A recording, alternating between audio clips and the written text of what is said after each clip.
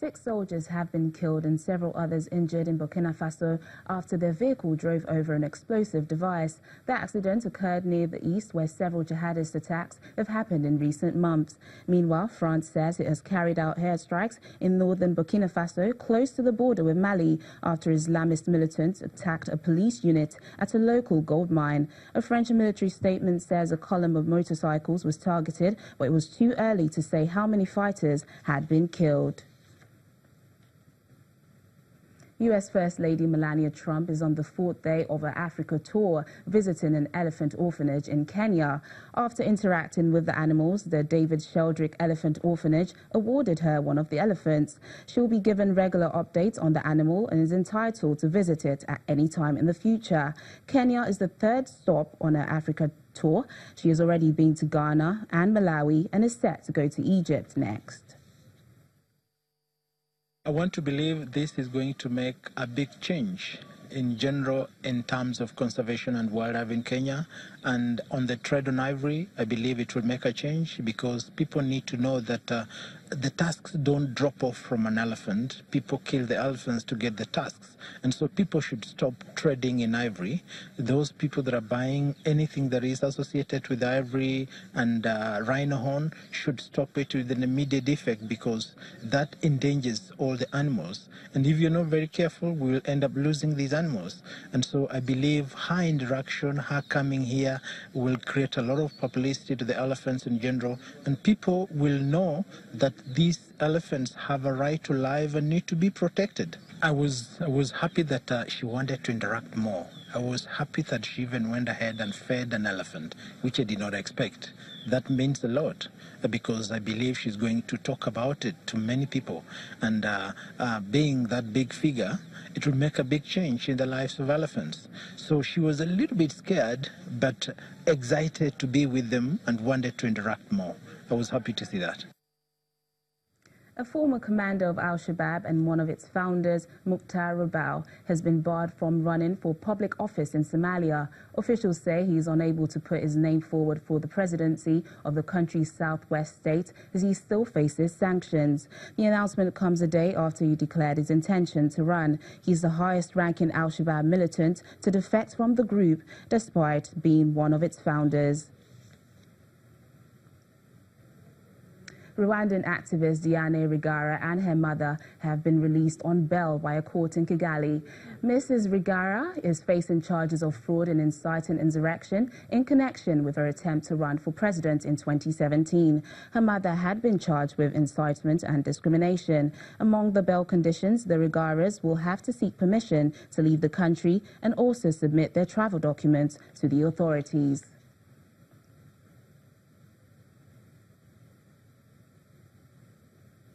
Egypt has launched a series of housing projects in recent years and is developing 42 new cities. But citizens living in areas marked for urban development projects face displacement. The United Nations is calling on the government to allow citizens their right to remain in their homes if they wish to do so. The UN Special Rep on Housing Rights, Leilani Farah, is expressing concern for the Egyptian people faced with displacement in several neighborhoods. During a rare visit to Cairo, she says the residents of these areas should be able to remain in their homes. I did meet with people from 4 communities whose housing situation deserves particular attention and certainly has my concern.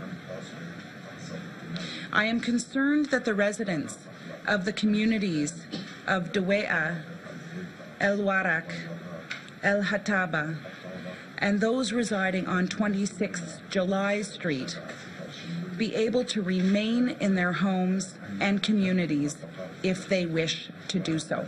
The Egyptian housing projects are designed partly to replace unplanned or informal settlements, in which at least 40% of the country's 97 million population is estimated to live.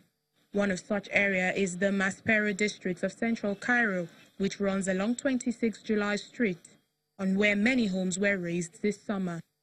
In Cairo, some communities are being displaced to make way for business or tourism projects that authorities say will boost the economy and attract investments. Community processes take a long time, especially where community has fear, and I did experience a lot of fear here in Egypt. People are fearful to express their ideas publicly and to gather publicly, and probably with good reason. And so this is going to take some time. For me, it's the big next step on the right to housing in Egypt. It's a big one. Faha is the first independent rapporteur appointed by the United Nations Human Rights Council to visit Egypt since 2010, the year before an uprising toppled former President Hosni Mubarak. In Morocco, a woman is rendering humanitarian service to her community as she turns her home into a shelter for cancer patients. She says she began the initiative after losing her husband to the disease. 72-year-old Khadija Ayed founded the Jannat Association in 2009, a few months after her husband died of cancer. The association provides free accommodation for patients and their families, free transport to Rabat Oncology Center, and free meals for the duration of their stay. She cares for 15 women in her home and rents a flat nearby to house a further 15.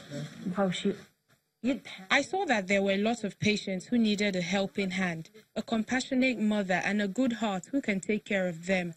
After the death of my husband, I thought of helping these people, and I opened my house to help them. I opened it free of charge. I opened it to strangers.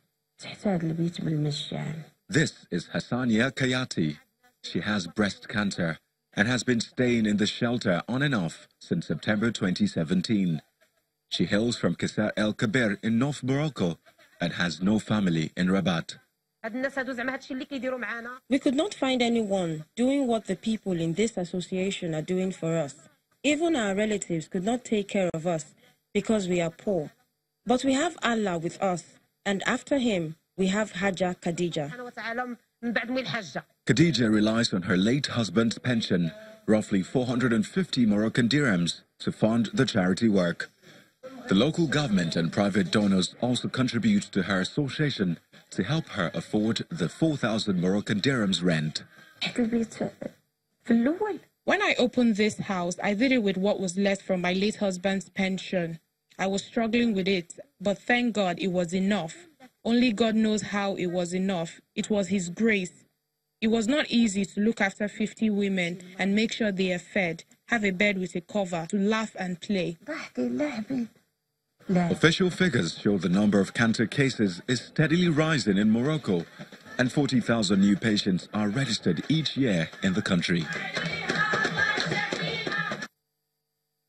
Still to come on the program, Congolese doctor Denis Mukwege wins joint 2018 Nobel Peace Prize. Please stay with us.